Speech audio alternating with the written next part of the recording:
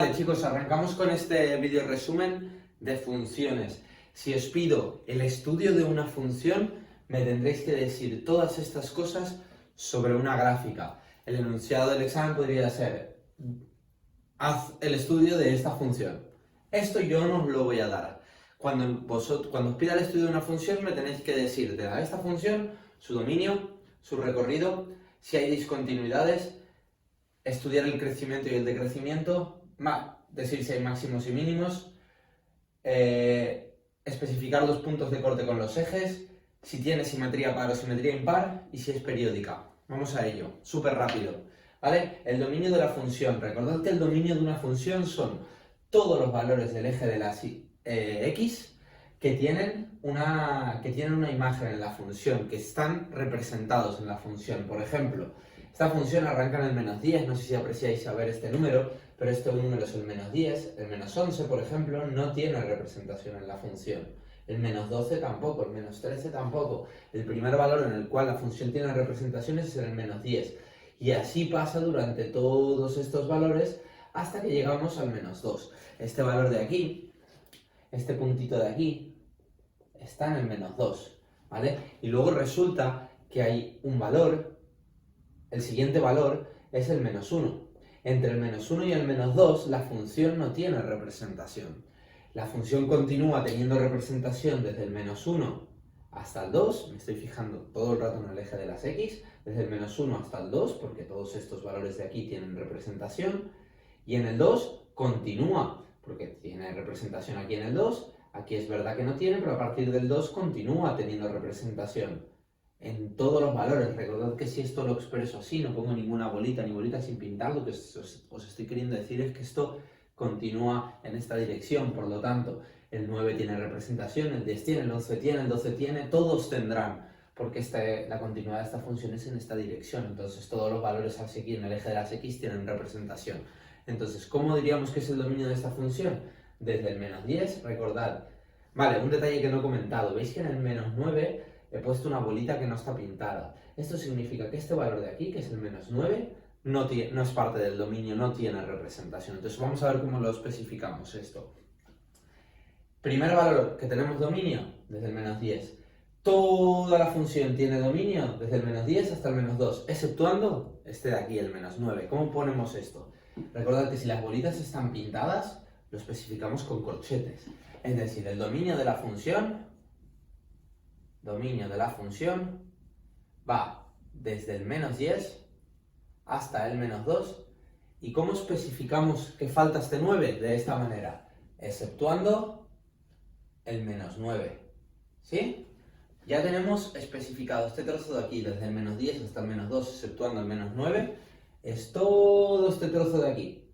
Ahora hay que continuar con este trozo de aquí, que comienza en el -1, y diríamos que acaba en el 2, pero ¿qué pasa? Que la función a partir del 2 sigue teniendo representación en todos esos valores.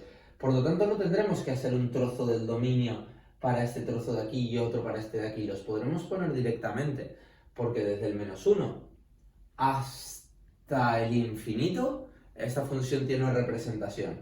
Por lo tanto, para especificar el siguiente trozo del dominio, recordad que poníamos una U de unión y vamos con el siguiente trozo. Desde el -1, como la bolita no está pintada, paréntesis, y a partir del -1, todos los valores del eje de las x tienen una representación, tienen una imagen en la función, por lo tanto, hasta el más infinito.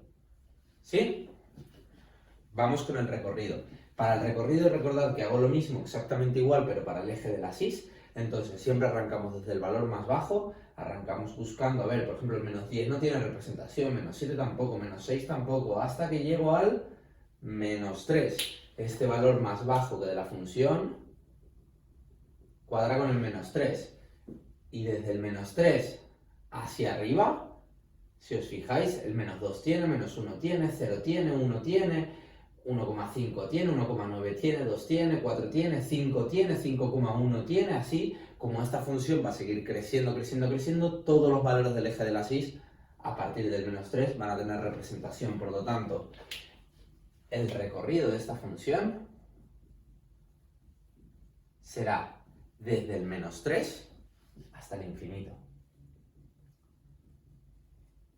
¿Sí? Discontinuidades. ¿Dónde hay discontinuidades en esta función?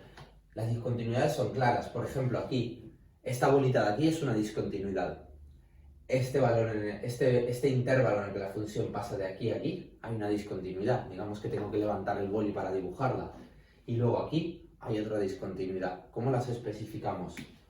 Pues hay una discontinuidad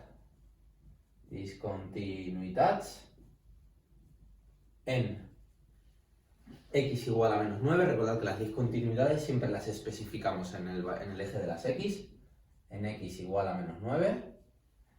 Luego tenemos una que va desde el menos 2 hasta el menos 1. X pertenecientes, esta E rara quiere decir pertenecientes al intervalo que va desde el menos 2 hasta el menos 1, ¿vale? Y luego tenemos otra discontinuidad aquí, que está exactamente en x igual a 2. En x igual a 2, ¿sí? Ya tenemos las discontinuidades. Crecimiento y decrecimiento. ¿De dónde a dónde crece la función y de dónde a dónde decrece? Por ejemplo, de aquí a aquí la función está creciendo, de aquí a aquí está decreciendo. Aquí es constante, esto también lo tendremos que especificar. De aquí a aquí está decreciendo y de aquí a aquí está creciendo. Por lo tanto, ¿cómo lo especificamos? Igual que en el dominio, siendo intervalos en relación al valor, al eje de las x. Por lo tanto, desde aquí hasta aquí, es decir, desde aquí hasta aquí la función crece.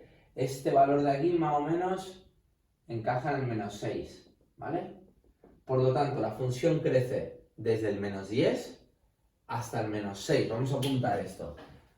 Creix desde el menos 10 hasta el menos 6, siempre con paréntesis los intervalos de crecimiento y decrecimiento. ¿Dónde más crece? Crece desde aquí hasta el infinito y más allá, ¿no? Por lo tanto, este valor de aquí, a partir del cual empieza a crecer, es el 4, desde el 4 hasta el infinito.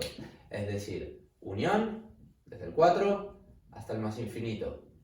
¿De dónde a dónde decrece? Decreix desde el menos 6, continúa decreciendo hasta el menos 2. Y aquí tenemos otro trozo donde la función decrece, es decir, desde el 2 hasta el 4. Unión, desde el 2 hasta el 4. ¿Sí? Hay otro intervalo que tenemos que especificar, que es este, que de aquí, en el que la función es constante. La función es constante desde el menos 1 hasta el 2. Desde el menos 1 hasta el 2. ¿Vale? Lo ponemos aquí. Constant desde el menos 1 hasta el 2. ¿Sí? Máximos y mínimos. Máximos y mínimos son estos puntos donde la función pasa de crecer a decrecer. Eso sería un máximo. O, por ejemplo, de decrecer a crecer. Recordad, no es el punto más alto y el punto más bajo de la gráfica, no. Máximo, si la función pasa de crecer a decrecer, hay un máximo, y si pasa de decrecer a crecer, hay un mínimo. Por lo tanto, esto de aquí es un máximo y esto de aquí es un mínimo. ¿Cómo los especificamos? Diciendo sus coordenadas. Es decir, el máximo este, ¿qué coordenadas tiene? Su coordenada x ya habíamos visto que era menos 6 y su coordenada y 6. Por lo tanto, tenemos un máximo en el punto menos 6, 6. Y luego tenemos este mínimo que tiene coordenadas 4, menos 3. Pues tenemos un mínimo en el 4, menos 3. Podría ser que la función tenga más de un máximo o más de un mínimo. Esto depende de la función. Punto de corte con los ejes. Súper fácil, tenemos que ver dónde la función corta los ejes. Primero vamos con el corte con el eje de las x. Esta función corta el eje de las x aquí y aquí, ¿no? La está atravesando el eje de las x. ¿Cómo lo especificamos? Poniendo las coordenadas. Tai Ambleix x. ¿En qué puntos? Este punto de aquí es el 3, 0 y este punto de aquí es el 5, 0. En el 3, 0 y en el 5, 0. ¿Vale? Pongo una coma para que no os liéis. ¿Y dónde corta el eje de las x? De las y's. En este valor de aquí, en el 1. En el punto 0, 1. ¿Sí? ¿Tiene simetría par o impar? ¿Qué quería decir la simetría par? Simetría par quería decir que fuera simétrica respecto a este eje, es decir, que pase lo mismo de este lado que de este lado. Esto no está sucediendo. No. T, simetría parella. ¿Y qué quería decir simetría impar? Que pase lo mismo si trazáramos una línea imaginaria aquí, que corte en 45 grados estos ejes, y pasa lo mismo de este lado que de este. Esto no sucede, así que no tiene simetría impar, ni imparella. ¿Es periódica? Periódica, recordad que quería decir que se va repitiendo lo que sucede en la función a lo largo del eje de las x, a lo largo del tiempo, podríamos decir. Esto obviamente no sucede, así que no es periódica. Y ya lo tendríamos. Recordad que esto azul no os lo voy a dar, tendréis que recordar de memoria todas las características que podéis sacar de una gráfica. Las tenéis que decir una por una, y así tendréis la máxima puntuación.